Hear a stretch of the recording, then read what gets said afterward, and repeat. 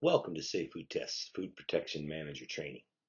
We'll be covering foodborne illness, how it occurs, and some of the responsibilities of a food protection manager in this chapter. You know, our job as a food protection manager is to prevent foodborne illness. Foodborne illness is defined as a disease transmitted to people through food. Foodborne illness outbreak is very important that we understand the terminology of that, is when two or more people eat the same food and have the same symptoms. It's not technically an outbreak until there's been an investigation by a state or local regulator, and laboratory testing has been done to confirm the pathogen or the cause of the illness. Those are a couple key terms you're going to want to remember: foodborne illness and foodborne illness outbreak. So there are challenges to provide safe food. Things like time and language and culture and literacy and education, pathogens, unapproved suppliers and high-risk customers, and staff turnover are major concerns in our business. So make sure you consider those as a manager, that you allow people time, that you accommodate different languages and cultures, that you realize that not everybody's as smart as you, that you understand pathogens, the nature of pathogens, that you're constantly scrutinizing your suppliers, that you understand the nature of the population that you serve, and the nation of the United States for that matter. It's a higher age population right now, so keep that in mind. And the general nature of our business is that we have a lot of turnover. So you train one person, they quit, you got to train the next one.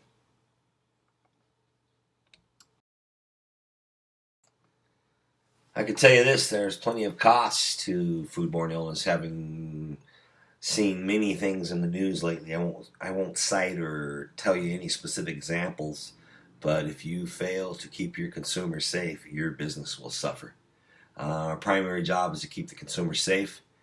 Secondly, we protect our brand and our business. So what do you think are potential costs of foodborne illness to a food service establishment? Well, definitely going to possibly lose sales. You're definitely going to be exposed in the media, on the Twitter sphere. You may have legal fees, lawsuits, things like that to deal with.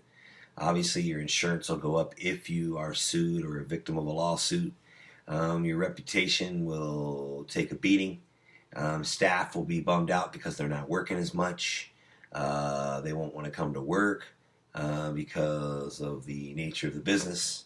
And obviously, there's a cost to retrain and a time burden to retrain staff to overcome shortcomings. So there are certain segments of the population that are higher at risk for foodborne illness, and that'd be elderly people, younger people, infants and preschool age children, people with compromised immune systems. The reason being their defense systems is weakened and cannot fight off normal pathogens. People with cancer, HIV and AIDS, and transplant recipients would be people of concern. So how do we get sick from food? Basically, we get sick from three types of contaminants: biological contaminants, chemical contaminants, and physical contaminants. Biological contaminants include things like bacteria, viruses, parasites, and fungi. Chemical contaminants include cleaners, sanitizers, polishes, allergens, toxic metals, insecticides, pesticides, herbicides, and intentionally added ingredients. Physical contaminants include, but are not limited to, metal shavings, staples, bandages, glass, dirt, and naturally occurring objects like fish bones in a fish fillet. How does food become unsafe? Well, 5 things commonly happen that cause foodborne illness. Number 1, you purchase food from an unsafe source. Number 2, you fail to cook the food correctly. Number 3, hold food at incorrect temperatures. Number 4, you use dirty equipment. Number 5, you practice poor personal hygiene. So as a manager, you're going to want to make sure you're controlling, at a minimum, these 5 areas and mastering the requirements of regulatory concerns of these 5 areas. Except for purchasing food from unsafe sources, each risk factor of foodborne illness is related to 4 main factors: time temperature abuse, cross-contamination, poor personal hygiene, and poor cleaning and sanitizing. How does food become unsafe again? Time temperature abuse. What is time temperature abuse? It's when food has stayed too long at temperatures good for pathogen growth. Food has been time temperature abused when it has not been held or stored at correct temperatures. Food has been time temperature abused when it is not cooked or reheated enough to kill pathogens. Food has been time temperature abused if it is not cooled correctly. Next big area of concern, how food becomes unsafe: cross-contamination. What is cross-contamination? It's when pathogens are transferred from one surface or food to another, like when a food worker scratches his butt and then makes you a sandwich. That's cross-contamination. Cross-contamination can cause a foodborne illness when contaminated ingredients are added to foods that receive no further cooking. Cross-contamination can cause foodborne illness when ready-to-eat food touches contaminated surfaces. Cross-contamination can cause foodborne illness when contaminated food touches or drips fluids onto cooked or ready-to-eat foods. Cross-contamination can cause foodborne illness when a food handler touches contaminated food and then touches ready-to-eat food. Cross-contamination can cause foodborne illness when contaminated wiping cloths touch food contact surfaces. Probably the most common way that food becomes unsafe is poor personal hygiene. Poor personal hygiene can cause a foodborne illness when a food handler fails to wash their hands correctly after using the restroom. Poor personal hygiene can cause foodborne illness when a food handler coughs or sneezes on the food. Poor personal hygiene can cause foodborne illness when a food handler touches or scratches wounds and then touches food.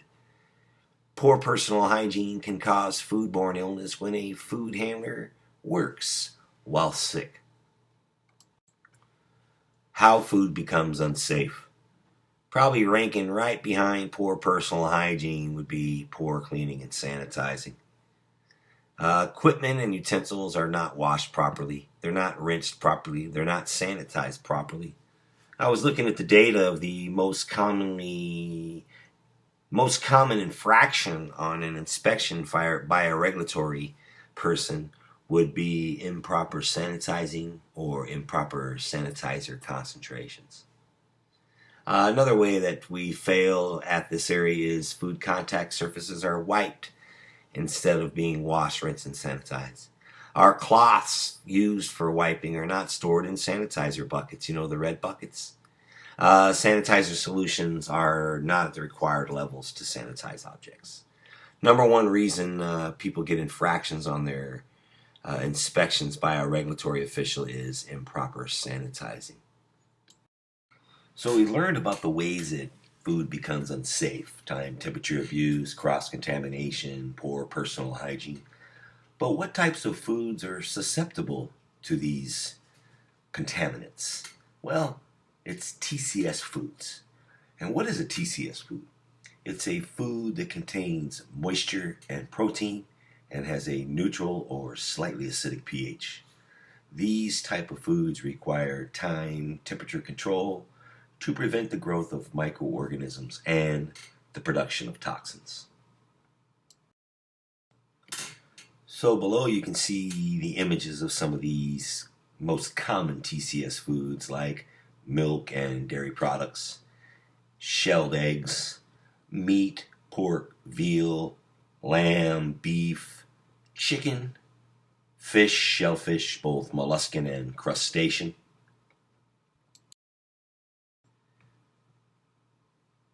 More TCS foods include baked potato, cooked rice, or any heat-treated plant food becomes a TCS food once it is cooked or heat-treated.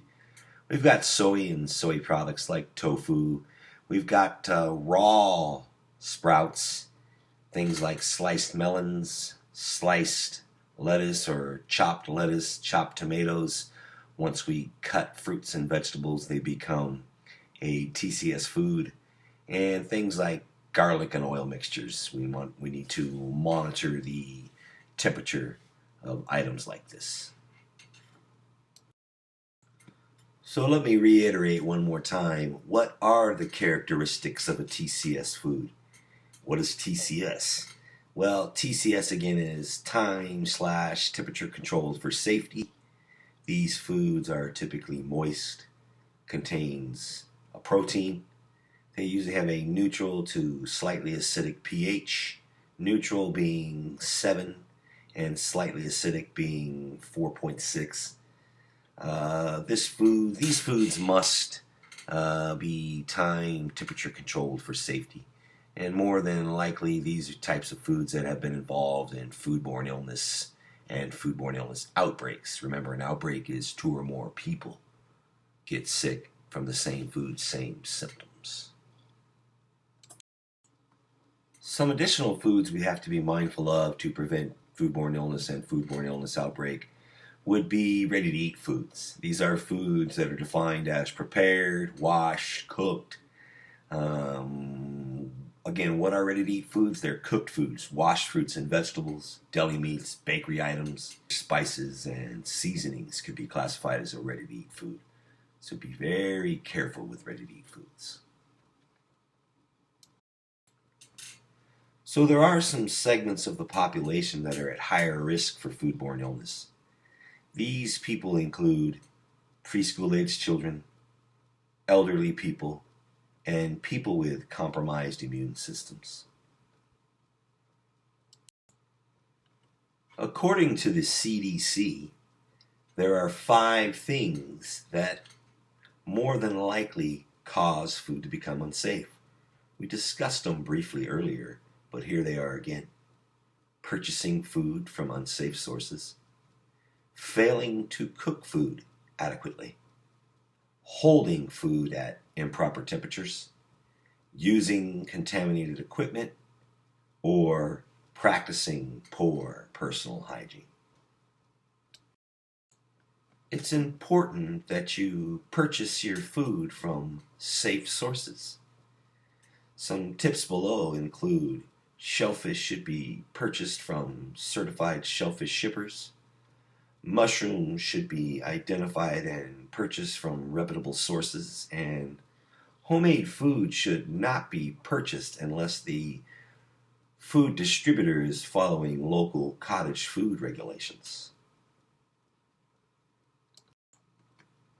One of the major concerns in our business again is food that has been time temperature abused. As a manager, owner, leader, make sure that you're managing time temperature controls.